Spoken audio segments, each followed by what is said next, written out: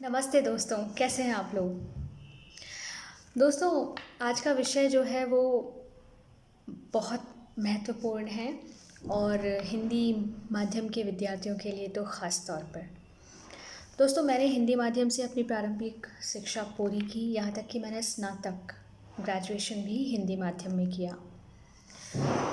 और मैं भी उन्हीं विद्यार्थियों, उन्हीं लोगों की तरह खुद को बहुत कम आंकती थी जो हिंदी माध्यम से पढ़कर खुद को ये मान लेते हैं कि वो जीवन में कुछ नहीं कर सकते, या अगर वो अंग्रेज़ी बोलना नहीं जानते तो उनके जीवन में कुछ भी अच्छा नहीं हो सकता।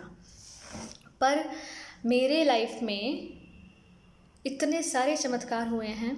सबसे पहला चमत्कार तो ये हुआ कि मैंने ग्रेजुएशन के तुरंत बाद जब पोस्ट ग्रेजुएशन की तो मैंने ग्रेजुएशन बीएससी की और उसके बाद मैंने एमएससी की इंफॉर्मेशन टेक्नोलॉजी में। और आईटी आप हिंदी में तो पढ़ नहीं सकते, तो टोटल इंग्लिश में पढ़ा।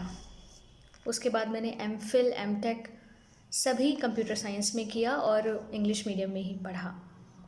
लेकिन ये हुआ कैसे? ये ऐसे संभव हुआ कि मेरे जो सबकॉन्शियस माइंड में कोई भी नेगेटिव थॉट प्रवेश नहीं कर पाया, कोई मुझे डीमोटिवेट नहीं कर पाया कि मैं हिंदी माध्यम से हूँ तो मैं कम हूँ। मैंने बहुत अच्छे से अंग्रेज़ी बोलना सीखा और मैं बहुत अच्छे से अंग्रेज़ी पढ़ती हूँ, समझती हूँ, बोलती हूँ।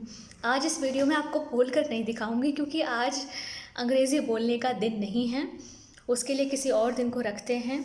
आज केवल आपको ये बताना चाहती हूँ कि अपनी भाषा से प्यार करें। अगर आप हिंदी मीडियम से हैं तो हिंदी को तो इतना अच्छा कर लीजिए कि इंग्लिश वाले को कॉम्प्लेक्स हो जाए।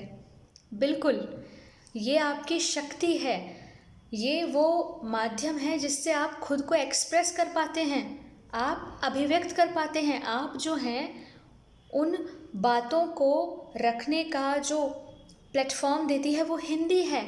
तो सबसे पहले इस कुंठा से बाहर निकलिए कि आप हिंदी माध्यम से हैं, इसी को अपना हथियार बनाइए।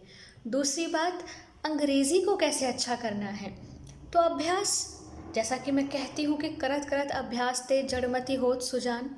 और ऐसी कौन सी चीज़ है जिसे प्रैक्टिस से नहीं सीखा जा सकता। लेकिन हमारे दिमाग में एक कल्पना रहती है कि हम बिल्कुल अंग्रेज़ों की तरह अंग्रेज़ी बोलें। ऐसा क्यों करना है? आप छोटे छोटे स्टेप लीजिए। आप रोज़ाना 3 से 4 नए शब्द सीखिए। आप अंग्रेज़ी न्यूज़पेपर भी पढ़ते हैं तो आप केवल एक आर्टिकल को टारगेट करिए और उस आर्टिकल को पढ़कर समझने की कोशिश करिए। आप ऐसी कोई कोशिश मत करिए कि आपको पूरा अखबार प्रथम पेज से अंतिम तक पढ़ना है और पूरा उसकी अनुवाद कर देना है। नहीं, हम यही गलती करते हैं कि हम बहुत बड़ा ऊंचा लक्ष्य बनाते हैं। ऊंचा लक्ष्य बनाना है लेकिन उसको अचीव करने के लिए आपको छोटे छोटे कदम चलने पड़ेंगे।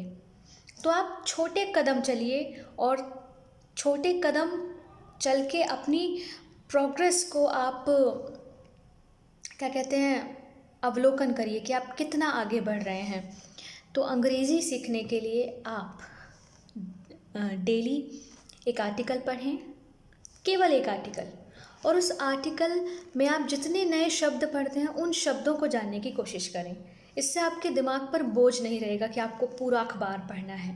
आप चाहें तो इंटरनेट पे ऐप डाउनलोड करके कोई भी एक आर्टिकल जो आपके इंटरेस्ट का हो, एनवायरनमेंट से रिलेटेड कोई न्यूज़ हो या जो राजनीतिक घटनाक्रम हो रहे हैं उनसे संबंधित कोई न्यूज़ हो, केवल एक आर्टिकल पढ़ें, 3 से 4 नए शब्द सीखें और उन शब्दों को अपनी रोज़मर्रा की भाषा में प्रयोग करते रहें।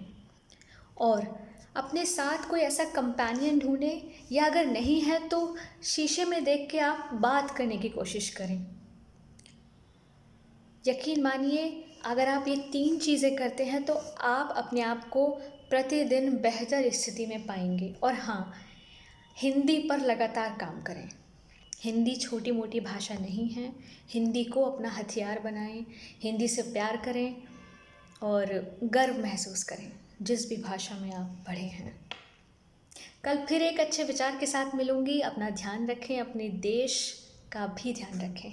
नमस्ते।